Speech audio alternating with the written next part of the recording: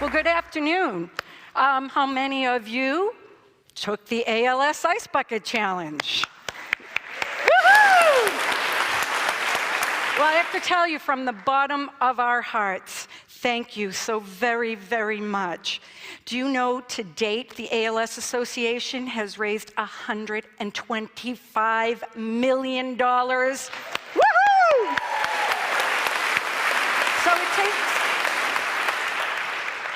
So it takes me back to the summer of 2011. My family, my kids had all grown up. We were officially empty nesters, and we decided let's go on a family vacation.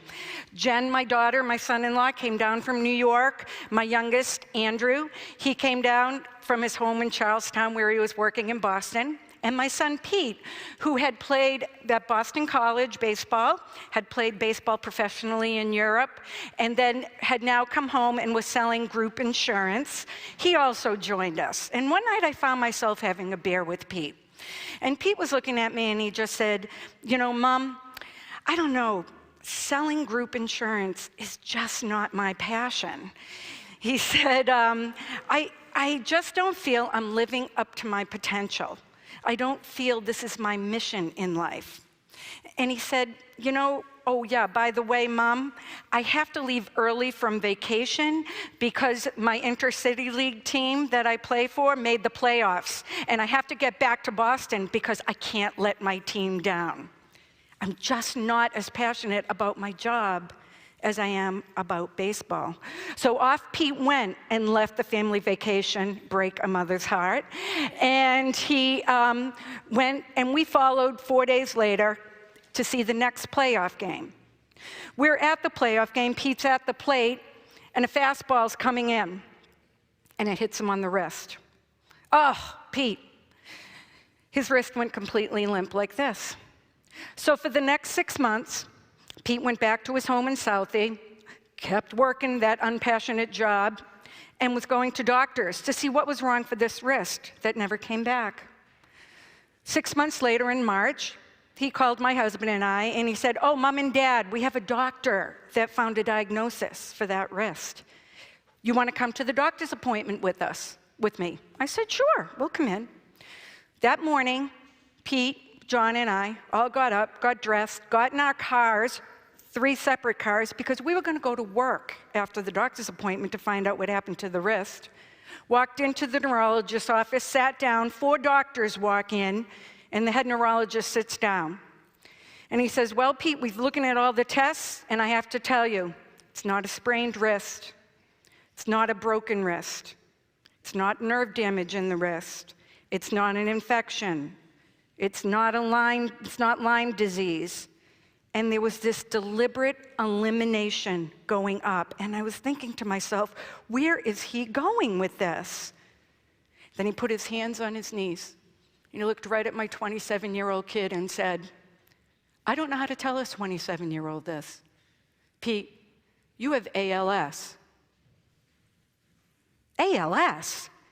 I had a friend whose 80-year-old father had ALS. I looked at my husband, he looked at me, and then we looked at the doctor, and he said, ALS? Okay, what treatment? Let's go. What do we do? Let's go. And he looked at us and said, Mr. and Mrs. Frates, I'm sorry to tell you this, but there's no treatment, and there's no cure. We were the worst culprits. We didn't even understand that it had been 75 years since Lou Gehrig, and nothing had been done in the progress against ALS. So we all went home, and Jen and Dan flew home from Wall Street. Andrew came home from Charlestown, and Pete went to BC to pick up his then-girlfriend, Julie, and brought her home. And 6 hours later, after diagnosis, we're sitting around having a family dinner. And we're having small chat. I don't even remember cooking dinner that night. But then our leader, Pete, set the vision and talked to us just like we were his new team. He said, there will be no wallowing, people. He goes, we're not looking back, we're looking forward. What an amazing opportunity we have to change the world. I'm going to change the face of this unacceptable situation of ALS. We're going to move the needle, and I'm going to get it in front of philanthropists like Bill Gates. And that was it. We were given our directive. So in the days and months that followed, within a week, we had our brothers and sisters and our family come to us that they were already creating Team Freight Train. Uncle Dave, he was the webmaster. Uncle Artie, he was the accountant. Auntie Dana, she was the graphic artist.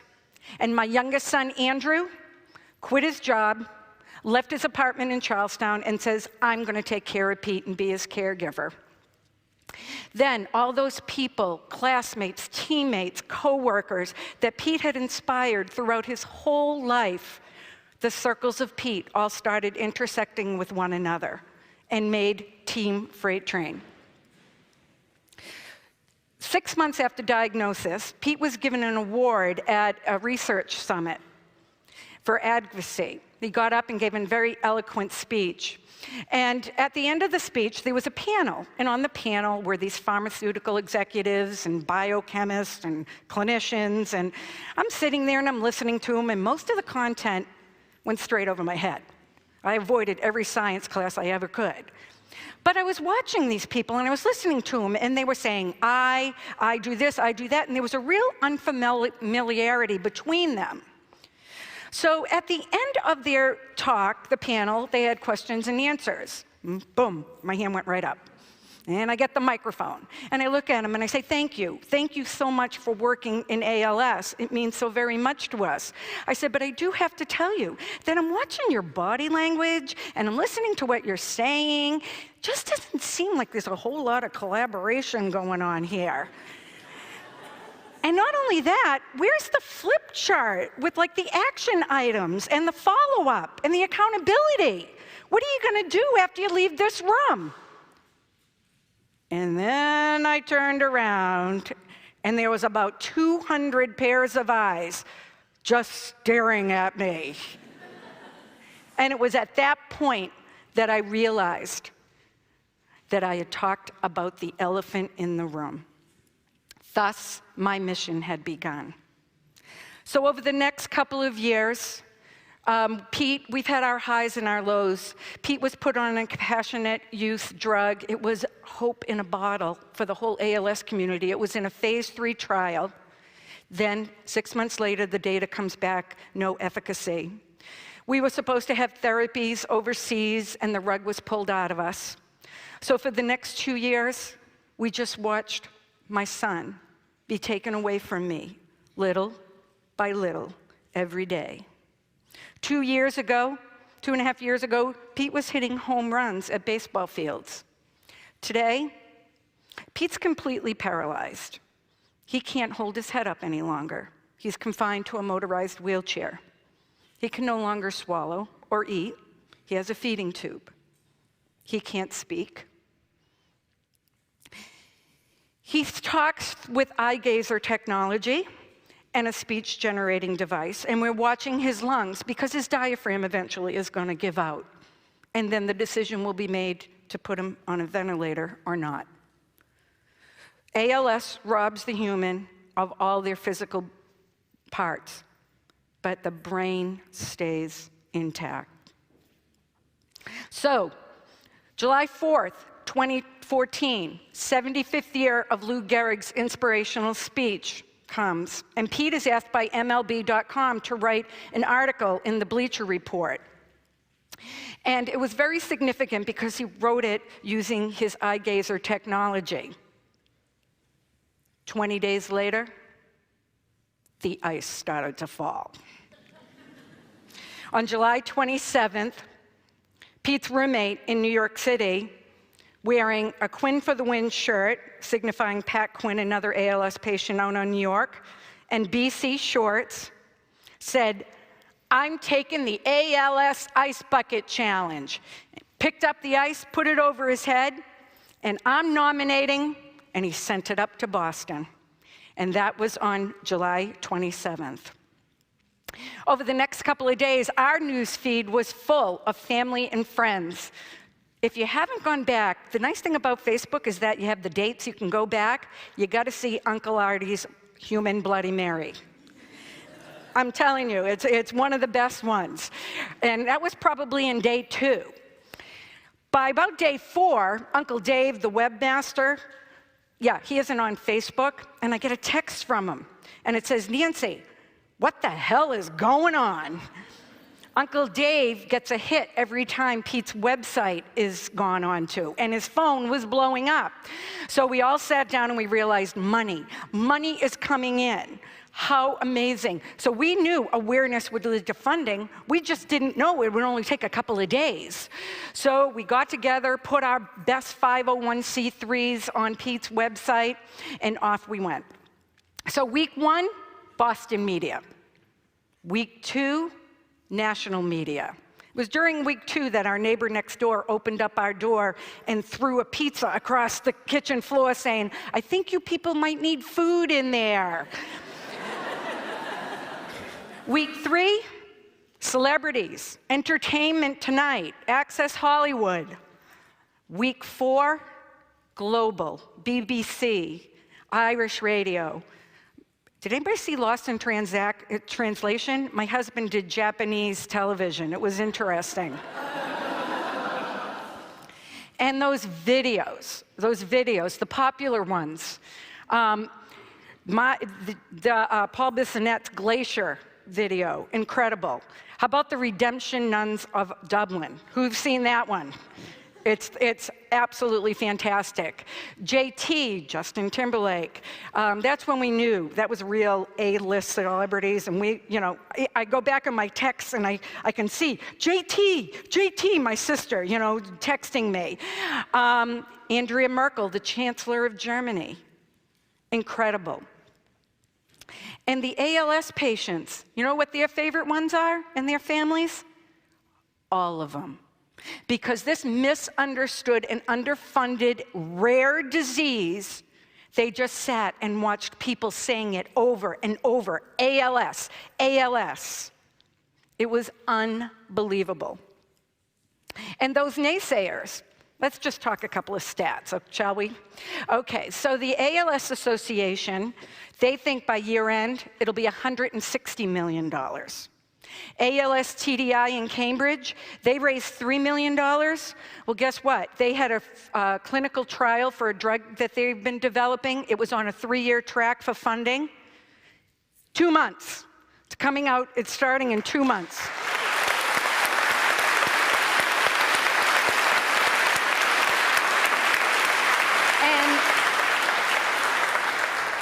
YouTube has reported that over 150 countries have posted ice bucket challenges for ALS. And Facebook, 2.5 million videos. And I had the awesome adventure visiting the Facebook campus last week. And I said to them, I know what it was like in my house. I can't imagine what it was like around here. All she said was jaw-dropping. And my family's favorite video? Bill Gates. Because the night Pete was diagnosed, he told us that he was going to get ALS in front of philanthropists like Bill Gates. And he did it. Goal number 1, check. Now on to the treatment and cure.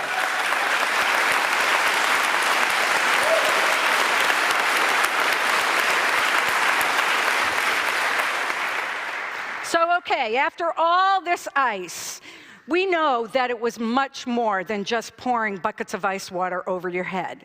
And I really would like to leave you with a couple of things that I'd like you to remember. The first thing is, every morning when you wake up, you can choose to live your day in positivity.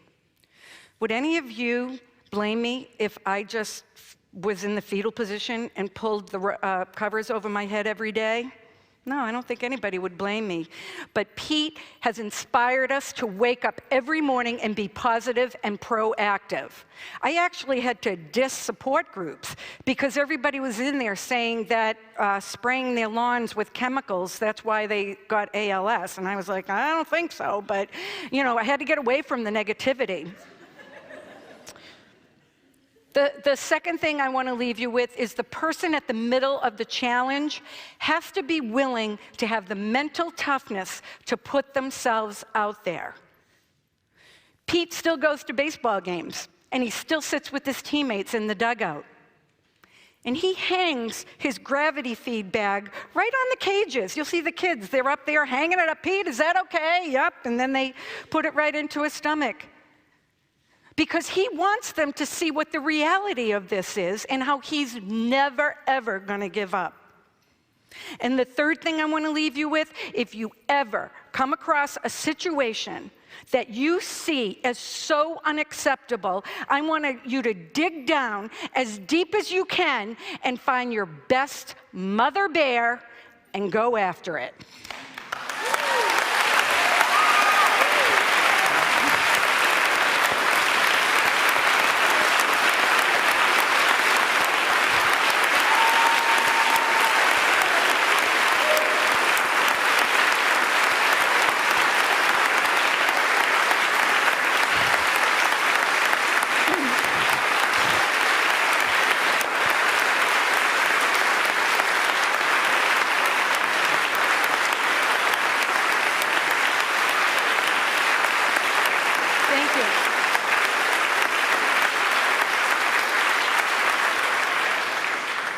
And now that I'm running over, but I got to leave you with this, the gifts that my son has given me.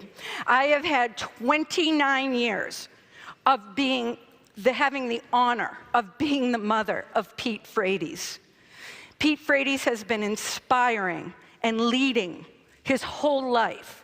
He's thrown out kindness, and all that kindness has come back to him.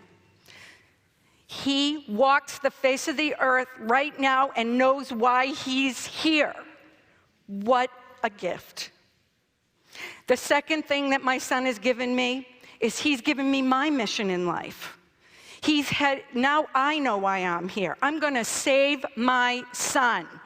And if it doesn't happen in time for him, I'm going to work so that no other mother has to go through what I'm going through. And the third thing, and last but not least, gift that my son has given me as an exclamation point to the miraculous month of August 2014, that girlfriend that he went to get on the night of diagnosis is now his wife. And Pete and Julie have given me my granddaughter, Lucy Fitzgerald Frates. Lucy Fitzgerald Frates came 2 weeks early as the exclamation point on August 31st, 2014. And so,